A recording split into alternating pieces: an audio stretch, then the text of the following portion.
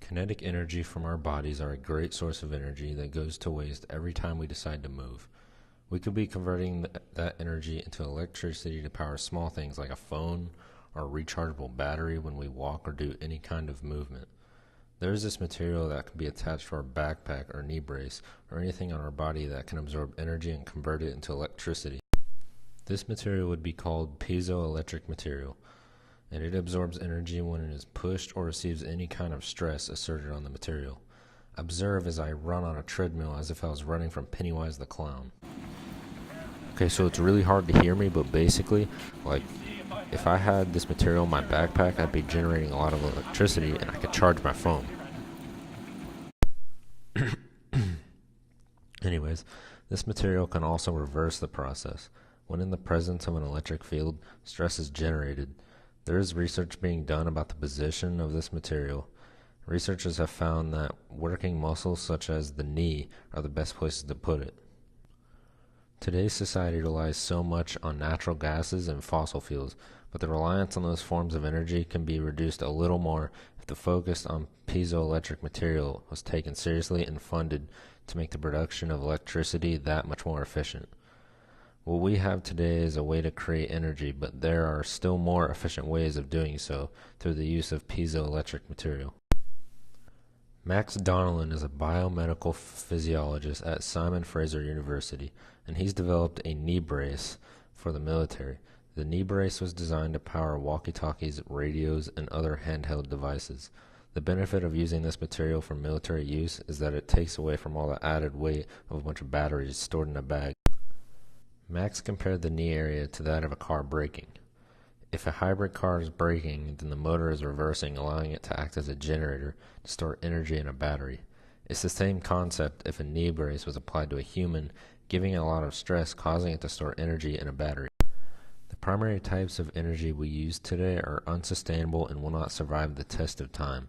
Fossil fuels are on that list of fuels that will not last, no matter how much the president supports it. Coal is not going to run out in the next few decades, but it doesn't form out of midair, and it will run out someday, which is why the world needs to shift its primary source of power. Fossil fuels form greenhouse gases, which is bad because when the sun shoots rays of radiation on the planet's surface, it reflects back up and out of the atmosphere, but greenhouse gases trap the radiation in the atmosphere.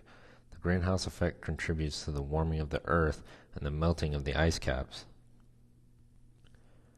And if the ice caps melt, then even more heat is going to be trapped because the radiation from the sun is going to get absorbed into the dark-colored oceans rather than reflected off the non-existent white-colored polar ice caps.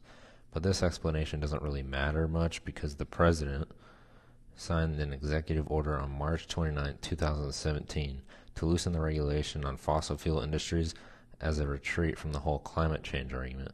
So it's not like we can really do much about it. Alright, I'm taking a lunch break.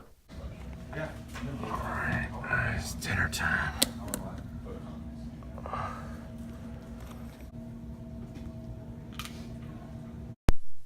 Alright, I'm back.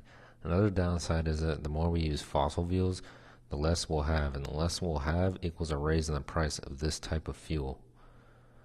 Natural gases are a cleaner source of energy compared to fossil fuels, but they still are unreliable. Natural gases are a finite resource, which means that they can't last forever, and they still contribute to the greenhouse effect because when natural gases burn, carbon dioxide and monoxide are released into the air, creating greenhouse gases and trapping the light. But it's still preferred over fossil fuels because it produces 45% less carbon dioxide than coal. Piezoelectric material is not the solution to eliminating the use of finite resources, but it still does further support for the use of alternative energy producers such as wind turbines, solar panels, and other sustainable solutions. For example, electric cars have a shorter travel range than traditional cars, but if they were assisted by these materials, then they would have a further travel range and a better reason to be purchased over a gas car. How it would work is that the materials would be engineered on the inside of the tires and would charge a battery as the wheels turned. This would increase the total distance the car can travel without having to recharge and would support the argument against the use of fossil fuels. The car wouldn't be burning fossil fuels, and it would be progressing the research being done to make the perfect electric car. It's also more efficient than plugging your phone into the wall. Let's say you really have to be somewhere and you need to charge your phone. Henry Sedano, a material science engineer at the University of Florida, developed a backpack that has this piezoelectric material as the shoulder straps. When the backpack jostles up and down, stress is added to the material and electricity is generated. You could be charging your phone and getting to that place you needed to be, instead of sitting there waiting for it to charge, or grabbing your charger and finding an outlet, if there even is one. It's a more efficient use of your time.